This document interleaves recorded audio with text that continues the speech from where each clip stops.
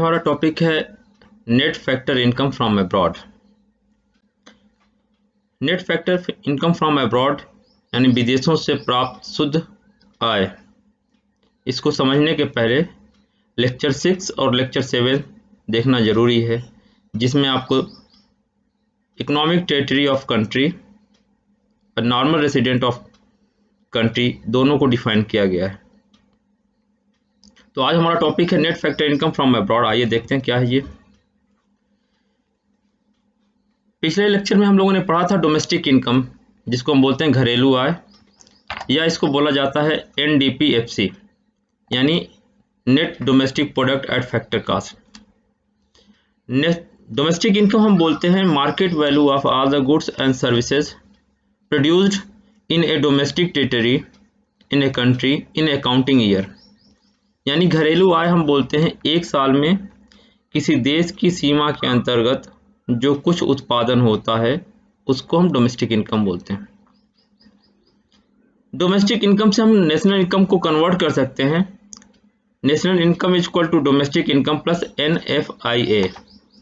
यानी अगर हम डोमेस्टिक इनकम घरेलू आय में net factor income from abroad अगर हम प्लस कर दें तो हमें नेशनल इनकम मालूम चल जाएगा। नेशनल इनकम को हम बोलते हैं NNPFC। तो आप ये समझ गए होंगे कि डोमेस्टिक इनकम के साथ साथ NFIA अगर हमें मालूम होगा तभी जाके हम नेशनल इनकम कैलकुलेट कर पाएंगे। तो नेशनल इनकम कैलकुलेट करने के लिए NFIA को जानना जरूरी है। तो हम समझ लेते हैं NFIA है क्या। NFIA यानी net factor income from abroad को हम बोलते हैं factor income from abroad minus factor income paid to abroad. यानी विदेशों से प्राप्त आय और विदेशों को किया गया भुगतान। तो ये जानने के पहले अब थोड़ा सा आप net factor income from abroad कैसे हम कैलकुलेट करेंगे ये जान लेते हैं।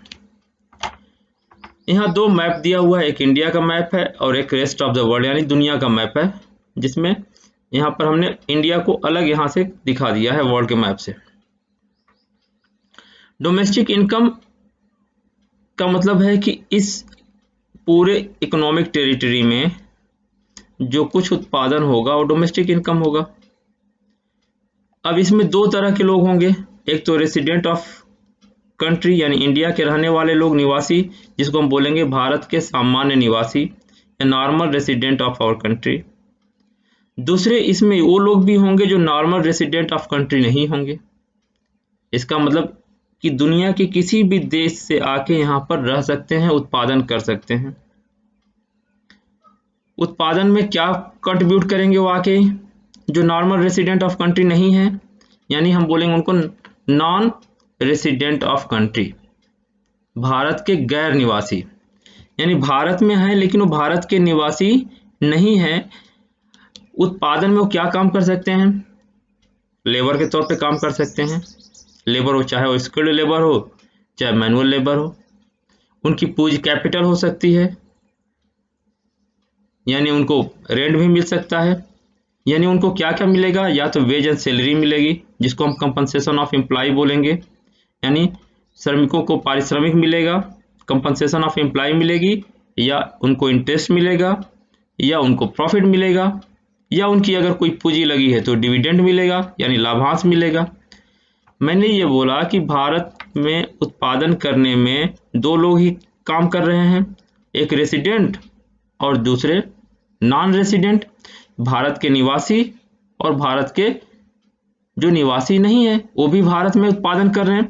तो भारत के जो निवासी नहीं हैं उनका हिस्सा भारत से उस देश में जाएगा जिस देश का वो निवासी है।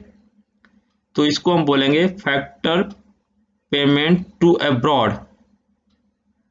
फैक्टर पेमेंट टू अब्रॉड यानी यहां से पैसा इधर जाएगा।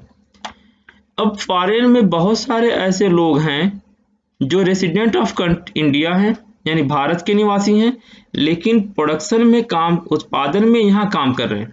यानी अमेरिका में हो सकते हैं, चाइना में हो सकते हैं, रसिया में हो सकते हैं। यानी भारत का निवासी हो लेकिन वो उत्पादन कहीं और कर रहा है, रेस्ट ऑफ द वर्ल्ड यानी दुनिया में कहीं भी कर रहा हो। तो उसको भी मजदूरी मिलेगी, वेज मिलेगा, रेंट मिलेगा, इंटरेस्ट मिलेगा, डिविडेंड मिलेगी, प्रॉफिट मिलेगा। तो वो पैसा भारत के इस हिस्से में आएगा, यानी बाहर विदेशों में जो सामान्य भारतीय निवासी हैं, normal resident of country contributing in rest of the world, they receive wage, salary, rent, interest, profit, dividend, किसी भी फॉर्म में उनको ये पैसा मिलेगा, वो पैसा हमारी कंट्री में आएगा, तो उसको हम बोलेंगे फैक्टर इनकम फ्रॉम अब्रॉड। तो साधन के बदले जो इनकम मिला, फैक्टर इनकम फ्रॉम अब्रॉड, बाहर से जो पैसा आया, और factor income paid to abroad, इन दोनों के डिफरेंस को ही हम बोलते हैं net factor income from abroad.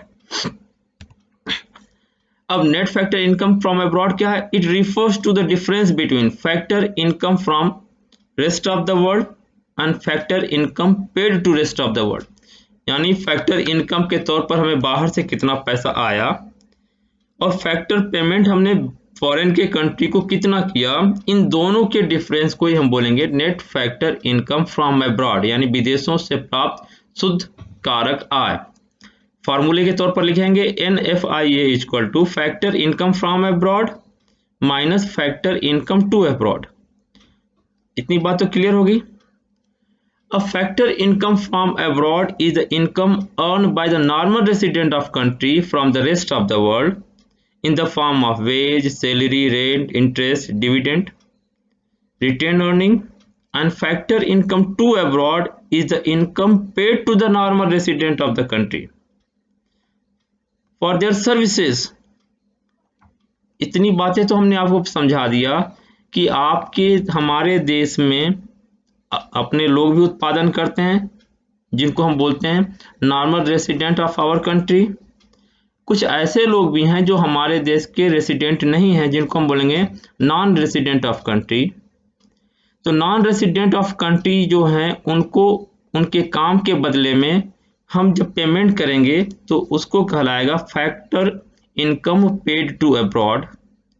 और हमारे देश के जो रेसिडेंट ऑफ कंट्री हैं, यानी हमारे देश के सामान्य निवासी हैं लेकिन वो किसी और देश में काम कर रहे हैं, उनको जो पैसा मिलेगा तो वो पैसा कहलाएगा फैक्टर इनकम फ्रॉम अब्रॉड। तो इन दोनों के डिफरेंस को हम बोलेंगे net factor income from abroad. अब मैंने आपसे पहले ही डिस्कस कर लिया है कि net factor income from abroad में क्या क्या आएगा। यानी जो फैक्टर इनकम है या तो कंपनसेशन ऑफ एम्प्लॉय होगा, कंपनसेशन ऑफ एम्प्लॉय में हमने बोला या तो वेज या सैलरी कहलाएगा। जो हमारे देश के लोग बाहर कमाएंगे तो फैक्टर इनकम फ्रॉम अब्रॉड का पार्ट होगा, या बाहर के लोग जो इंडिया के रेसिडेंट नहीं है और इंडिया में कमा रहे हैं तो factor income paid to abroad होगा। उसी तरह से income from property and entrepreneurship, property और एंटरप्रेन्योरशिप के बदले में क्या मिल सकता है? उनको रेंट मिलेगा, इंटरेस्ट मिलेगा और डिविडेंड मिलेगा। अगर हमारे कंट्री के लोग फॉरेन में अपनी प्रॉपर्टी लगाए हैं, शेयर लगाए हुए हैं या कैपिटल लगाए हुए हैं, तो उसके जो बदले पैसा मिलेगा उसको बोलेंगे इनकम फ्रॉम प्रॉपर्टी। इंडिया में जो नॉन रेसिडेंट इंडियन है, यानी इंडिया में रहते हैं लेकिन वो इंडिया के रेसिडेंट नहीं है, उनको जो पैसा मिलेगा वो फैक्टर इनकम टू अब्रॉड का पार्ट होगा। इसी तरह से नेट रिटेन अर्निंग, जिसको कहा जाता है profit, net retained earning is a part of profit, इसको प्रॉफिट भी बोलते हैं। अगर हमारे कंट्री का कोई आदमी विदेशों में काम कर रहा है लेकिन हमारे देश का रेसिडेंट है तो उसका पैसा फैक्टर इनकम फ्रॉम अब्रॉड का पार्ट होगा।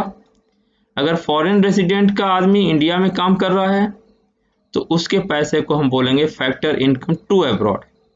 तो अल्टीमेटली आपने ये जाना कि net factor income from abroad यानी विदेशों से प्राप्त शुद्ध कारक आय कब बनेगा?